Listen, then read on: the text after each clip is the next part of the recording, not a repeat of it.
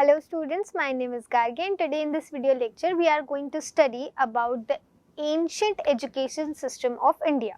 Okay, so let's start. This is the last chapter of your book, It So Happened, and let's start with summary. The chapter talks about how travelers saw India as a land of wonder and how India's culture, religions, philosophies and architectures became famous. So let's start with salient features of ancient education system. जो भी important features हैं हमारे ancient education system के India के, let's start with that. It talks about how the education system focused on all aspects of life and aimed at raising a healthy individual who is not only knowledgeable but also physically fit. हमारा जो education system था India का, और it was not a lot different from our modern education system. Why? Because बहुत से features ऐसे हैं जो same है. जैसे आज भी हमारी education system में we focus on students who are we try to make them knowledgeable and physically fit, and that's what our ancient education system did. वो students को physically fit भी बनाता था और वो भी knowledgeable भी बनाता था. The teachings were based on the Vedas as well as Upanishads. Moreover, the education system has a heritage of being practical, accessible and in sync with life. काफ़ी practical knowledge दी जाती थी पहले. Sources of education. Now, ancient education system में जो sources थे education के वो क्या थे? It talks about all the teachings and works of famous personalities that were used in learning. Education in those times was not only focused on imparting knowledge, but it also included physical education. ठीक है? Physical education, knowledge, ये सब important parts थे. They were taught how to train their mind and body. दोनों को training दी जाती थी, mind को भी और बॉडी को भी, इसीलिए नॉलेजेबल भी बनाया जाता था और फिजिकली फिट भी बनाया जाता था. Both gurus and their students used to work efficiently towards growth and development of children. Evaluation used to take place in the form of learned debates. Peer learning was also famous back then. ठीक है, जो learned debates थी उन पे काफ़ी ज़्यादा focus किया जाता था. जो हम टेस्ट लेते हैं आज वो डिबेट्स के फॉर्म में होते थे पहले. Ancient education system in India, a way of life. It talks about both formal and informal education systems. ठीक है, दोनों तरह की education के बारे में हम बात करेंगे, formal और informal दोनों. Education took place in temples, pathshalas, gurukuls as well as Buddhist monasteries and universities. पहले जगह जो होती थी एजुकेशन के लिए it use to be different. जैसे कि टेम्पल्स में पाठशालाज होती थी, अलग तरह से यूनिवर्सिटीज़ होती थी. एंशियंट एजुकेशन के लिए जो यूनिवर्सिटीज़ होती थी, मोनेस्ट्रीज में एजुकेशन दी जाती थी. Gurukuls and ashrams were named after sages and they were situated in peaceful environment such as a forest. Usually ये जो यूनिवर्सिटीज़ होती थी या ये जो आश्रम्स होते थे ये फॉरेस्ट में बनाए जाते थे, बिकॉज फॉरेस्ट आर पीसफुल ना, ये सिविलाइजेशन से दूर होते थे, ठीक है, आइसोलेटेड होते थे. इसलिए ये जो गुरुज के जो आश्रम्स होते थे या यूनिवर्सिटीज़ होती थी इन्हें जंगल में बनाया जाता था. Women too had access to education and the names of few famous women Vedic scholars are Gargi, Maitreyi, Lopamudra and many more. Students used to live with their gurus and stay away from their homes for years till they achieved their goals. ये अभी नहीं होता है, पहले भी होता था कि जो स्टूडेंट्स होते थे उन्हें अपने घर से दूर रहना पड़ता था टू अचीव एजुकेशन. ठीक है, and to achieve their goals, education लेने के लिए अपने घर से दूर रहते थे और जब तक अपना गोल अचीव नहीं कर लेते थे, जब तक वो सारी नॉलेज नहीं गेन कर लेते थे, तब तक वो घर वापस नहीं जाते थे. They excelled in various subjects and were also taught ways to strengthen the inner self. ठीक है, अलग अलग सब्जेक्ट्स तो उन्हें पढ़ाई जाते थे, साथ में उन्हें अपने इनर सेल्फ को स्ट्रॉन्ग करने में भी हेल्प की जाती थी. During their time together, the bond between the student as well as the guru also used to strengthen. और इतना टाइम साथ रहने के बाद गुरु के और जो स्टूडेंट थे उनके बीच का जो बॉन्ड था, it used to be so strong after the education was completed, उनके बीच का बॉन्ड बहुत ज़्यादा स्ट्रॉन्ग होता था. Vihars and universities. It talks about the importance of schooling back then and the interest of the kings in promoting education. पहले king used to be everything, right? So king जो होते थे वो काफ़ी ज़्यादा promote करते थे education को. During this time, various educational centers were built in association with vihars and temples. These universities became a central part of the community whereas they were situated. They were basically meant for higher level education, and students that joined them enhanced their knowledge with the discussions and debates with learned scholars. ठीक है, वो अपनी education को बढ़ाते कैसे थे? They used to have debates with scholars और उस बीच में उनकी education जो थी वो enhance होती थी. Role of the teacher.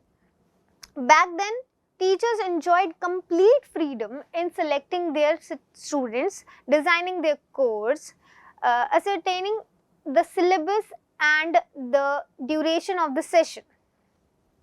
अब teachers जो होते थे उनके पास complete freedom होती थी students choose करने की, syllabus क्या होगा, वो syllabus कब खत्म होगा, ये सारे decisions लेने की part एक teacher की होती थी. The course would conclude when they were satisfied with their students' performances. Debates and discussions were the primary methods of teaching. Student की education तब खत्म होगी जब उनका जो teacher है वो completely satisfied होगा अपने student की performance से. Takshila और Takshila. It talks about Takshila, a very famous institute where Buddhist religion teachings were also taught for centuries. Students from all over the world came to study here until it got destroyed. World के हर एक corner से यहाँ पे students पढ़ने के लिए आते थे until it got destroyed. It also tells us about the curriculum that was taught at this higher educational institute. The famous students of Takshila include Panini. One of his greatest works of grammar are called Ashtadhyayi, Jivak, a renowned physician, and Chanakya Kautilya, a royal advisor. You must have heard the names. Students used to come here to study from far away places, even though they had to undertake extremely long and tiring journeys. They used to come here from far away places in the world. और पहले तो ये means of transportation थे भी नहीं, जैसे plane नहीं था, train नहीं था, कुछ नहीं होता था. So it used to take so much time for them to get there, and still they used to come. और उन्हें पता होता था कि they are not going to be able to go back to their home for a very long time, but still they came to gain knowledge. Then Nalanda University, must have heard the name. It talks about the written accounts of Nalanda University given by Chinese scholars King and Xuanzang. Xuanzang enrolled himself in the university to pursue Yoga Shastra, and he has described the Chancellor of Nalanda, Shilbhadra, as the highest living authority in yoga. It was a place for higher learning in various subjects and attracted numerous scholars from all over the country. Nalanda भी एक ऐसी university थी जिसने बहुत सारे students को attract किया था अपनी तरफ. एंड यहाँ के जो चांसलर थे, शिलभद्र जो यहाँ के चांसलर थे, उन्हें किस तरीके से डिस्क्राइब किया गया है?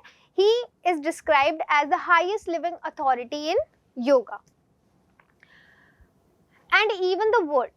The Nalanda University offered a wide range of courses covering every bit of knowledge available back then. Nalanda University का जो syllabus था, हम ऐसा बोल सकते हैं कि जो उसका syllabus था वो सारी चीज़ों को cover करता था जितना भी उस time पे available था to gain knowledge. Everything was available in this university. Then role of community. Community played a major role in making education accessible. During those days, knowledge was known to be sacred, and therefore the students were not required to pay any fee. उस time पे जो knowledge थी उसे बहुत sacred माना जाता था, right, and sacred things they do not have a price, तो उन्हें जो फी थी वो पे नहीं करनी पड़ती थी, देयर वाज नो फीस.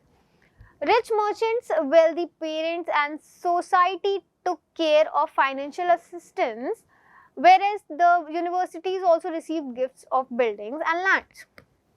तो फिर ये यूनिवर्सिटीज चलती कैसे थी, ये स्कूल्स कैसे चलते थे? जो रिच पेरेंट्स होते थे या जो किंग्स होते थे या जो मर्चेंट्स होते थे रिच, वो इन्हें एड्स प्रोवाइड करते थे, वो इन्हें फाइनेंशियल एड प्रोवाइड करते थे, and they were also given gifts of land.